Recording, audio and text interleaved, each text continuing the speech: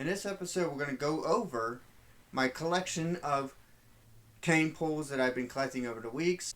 If you're new to this channel, in this channel we're going to go over tips on how to catch more and bigger carp and catfish on your next trip. So if that's something you're interested in, definitely hit the subscribe button and click that bell so you make sure you don't miss anything.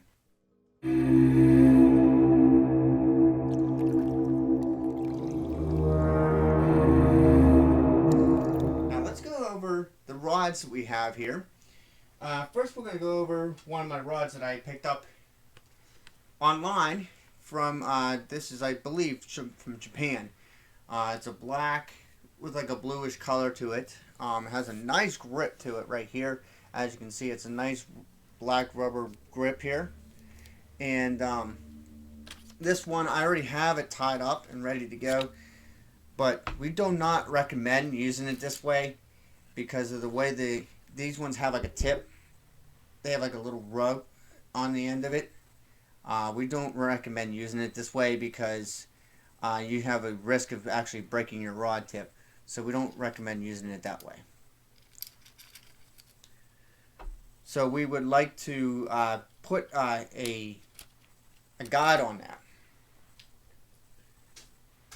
My next one, which is a really beautiful rod, which is actually also from China, and this is a red one with a nice like cloth grip here. Really nice handcrafted rod here. This one also has the same thing, has that rope on the end of it. I'm possibly going to replace that with a small guide with an eyelet on it so that we could prevent it from breaking the rod tip, so we don't break the rods. My last one, which is the biggest out of the three, which is an actual 10-foot 3-section Black Widow ready to rig B&M rod. I have a catfish rod for them, and it's a Silver Cat. If you haven't seen that video, go check out that review on that rod. I'll leave a link up here in the corner for you guys to check that out. This is an awesome rod, really sturdy too, and this one actually has the guide on it like I was mentioning about the other two don't have. As you can see right here, it has an actual eyelet, and we'll go over a video on this on how to rig these up and show you how to rig them up in the next episode, in the future actually. So other than that, this is what this whole video is about, is just my collection of cane poles that I have collected over the few weeks here.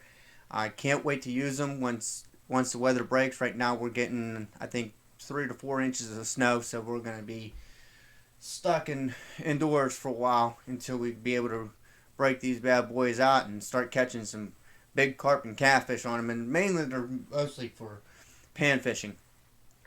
It's just a little hobby that I'm trying to get into because I think it's a really interesting type of fishing.